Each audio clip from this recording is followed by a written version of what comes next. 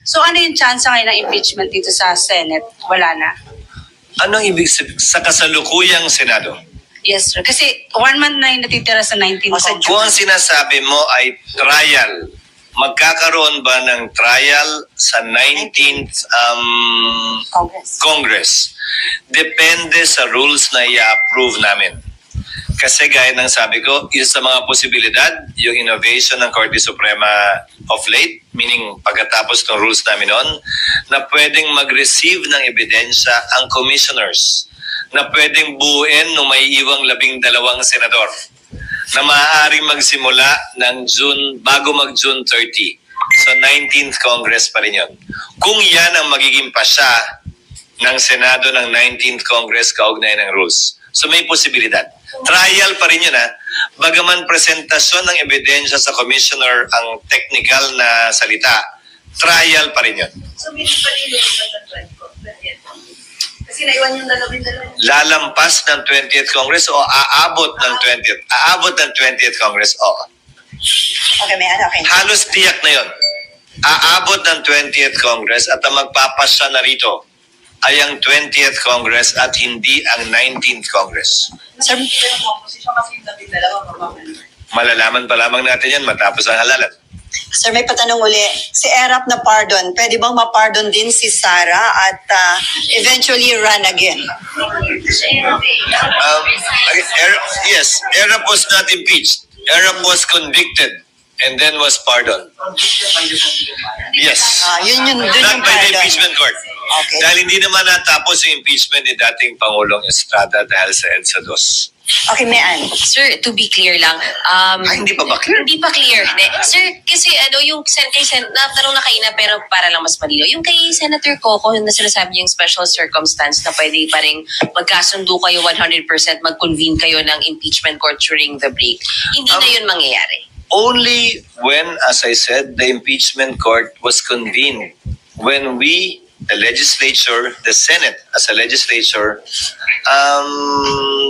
took note or took cognizance of the case, were all sworn into office and convened the impeachment court. Hindi naman nangyari lahat yun During session.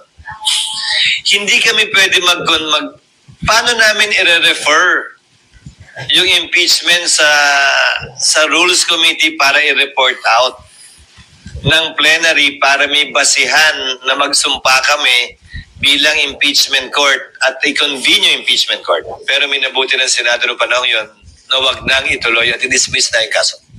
Pero sir, right now, walang nang pressure o kumakausap sa iyo from both sides para yung isa, bilisan, aksyonan, o yung iba naman para upuan itong Well, impeachment. maraming bumabanat sa media magkabilang panig na gustong madalhin o gustong Mag-aksyonan. i-dismiss ito pero walang epekto naman. At tulad ng sabi ko, hindi ko papakinggan yung mga boses na yan.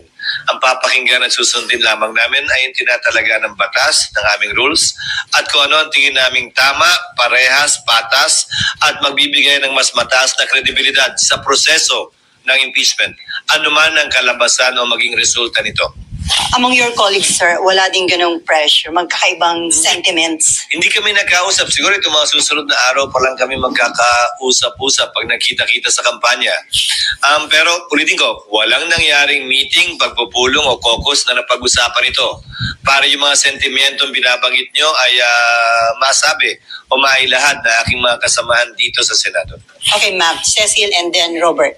Sir, pwede pa explain lang po na magkaiba yung session days sa trial days. Iba yung legislative calendar. Iba. Nung nagdaan, ang ginawa nila ay, kung naalala ko, tama, hapon ba? Yung sa Corona? Opo. Sa umaga yung regular Hapon, session. tapos sa umaga yung regular session. Pwede rin naman naming gawin uli yun. Or baliktad. Umaga yung hearing, may takdang panahon, at yung sesyon ng wala. Para mas mahaba yung talagang trabaho namin ng legislasyon. Kesa may cap yung trabaho namin sa legislasyon, we can switch it up. Pwede naman namin pagbalik na rin yun.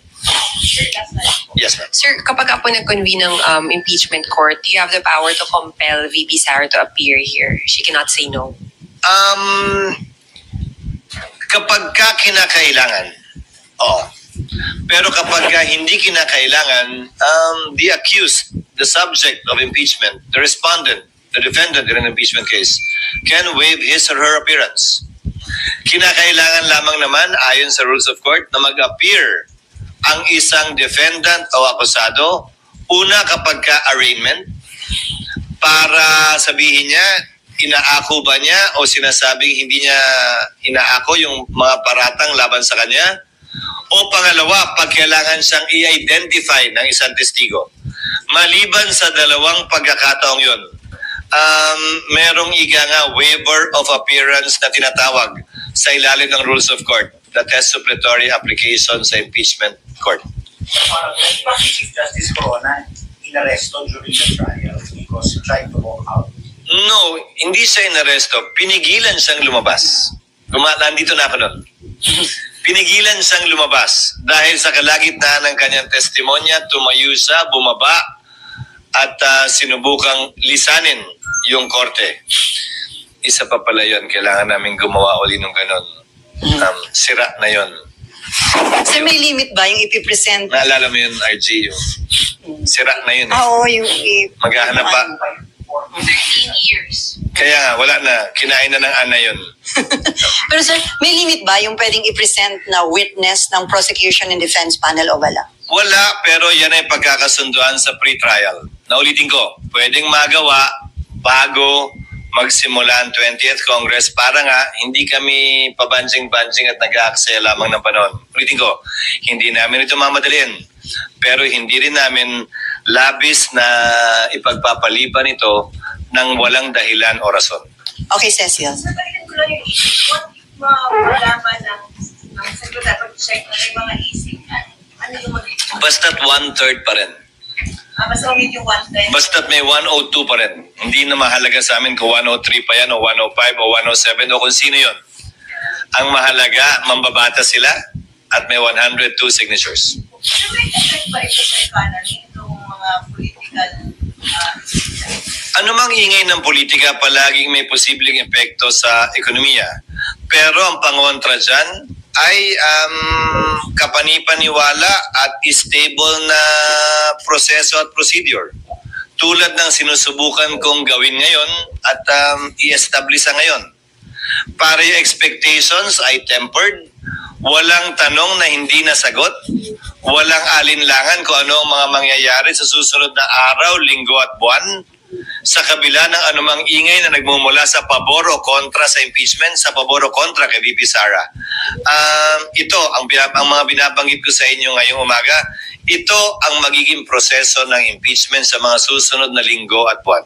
and lalo magkakaroon ng confidence yung mga investors na okay naman yung situation sa business. Oo, dahil ang impeachment ay isang prosesong nakasaad naman sa saligang batas. This is not an extra constitutional process. In fact, this is a purely constitutional and legal process provided for in our constitution on how to make certain high officials of the country accountable for their actions and or inactions, specifically as alleged for alleged culpable violation of the Constitution, bribery, treason, graft and corruption, other high crimes, and betrayal of the public trust. Okay. Pero may window paggabi na po kasi yata na nadinig niyo yung leadership. Hindi. Piso isa naman na yan. Again, I will reiterate what I said earlier. It is a rumor until it happens. Pang-counter daw yun ng mga Duterte, sir, dun sa impeachment. Again, it is a rumor until it happens. Bakit? Pag nagpalit, ano mangyayari? Baka kung nila, Anong ibang ang mangyayari daw? Kaya. Sabi nung chismis. na hindi matuloy. Anyway, Robert, and then Mean, Amor, and Raymond. Sir, balikan ko lang po yung discussion nyo kanina regarding dun sa special session. Sabi nyo po pwede ang special session provided na ipinatawag ng Pangulo dun sa mga mahalagang panukalang batas. Granted po na may special session, halimbawa magkakasama. Parang dumami kayo. May mga good morning sa mga guests Kung from kailan Caucus. nag-recess, doon kayo dumami. Sir, unang question. Since yung verified impeachment complaint against VP Sara is now in the Senate, Ang tanong ng marami, bakit why the Senate went on break last night without tackling the verified impeachment case against VP Sara? Well, una, yun ang schedule namin. Alam niyo namang lahat yun. Na huling araw namin kahapon, magbe-break talaga kami at magre-resume matapos ang halalan sa June 2. Walang rason para magbago o baguhin yon kahapon. Napakinggan ko si Myla kahapon, si Myla. Tinatanong si Senator Pimentel, bakit daw walang nagtanong? Sasagutin ko yun. Trabaho ko bilang Senate President, sagutin o presiding officer, sagutin anumang katanungan na ibabato sa plenaryo. Pero hindi ko trabahong tanungin yung mga miyembro kung bakit hindi sila nagtanong at anong nasa isip nila, ba't hindi sila nagtanong. Fact is, walang nagtanong dahil hindi pa naman officially informed ang Senado, ang plenaryo, kaugnay sa paghahain ng impeachment complaint. Dahil dadaan pa ito sa isang proseso sang-ayon sa rules at practice at procedure ng Senado kaugnay ng mga impeachment complaints. So sir, mali yung impression na parang may napag-usapan ba na wag itong itackle sa Senate plenary? Walang caucus na naganap, walang usapang naganap sa pagitan ng mga miyembro ng Senado kaugnay nito o kaugnay ng anumang bagay. Bago kami nag-adjourn kahapon, nung Martes, nung Lunes, kahit nung nagdaang linggo, wala kaming pagpupulong na formal kaugnay nito. So what will happen now on the articles of impeachment? As Senate President, it's your call, di ba sir? So what is your plan? Isa-isayin muna natin. Sang-ayon sa rules ng Senado, kapag kami inihaing articles of impeachment or complaint or resolution on impeachment sa Senado, the Senate President, nakalagay sa rules namin, shall take proper order of the subject of impeachment. And ano bang ibig sabihin ng shall take proper order of the subject of impeachment? Hindi nung impeachment complaint, hindi nung impeachment, but the subject of impeachment. Ibig sabihin nun, kailangan isaayos muna ng Senate President ang Senado para sa pag-conduct ng isang pagdinig o trial. Sasagutin ko rin yung isang napakinggan kong abogado na tila eksperto din daw sa mga bagay na ito. Sabi niya, the Senate shall immediately, ayon sa kanya, sabi ng Constitution, proceed with trial. Busin na lang ng konti, pero parang hindi niya nabasa yung saligang batas. Walang sinabing immediately ang saligang batas. Ang sinabi ng saligang batas ay shall forthwith proceed with trial.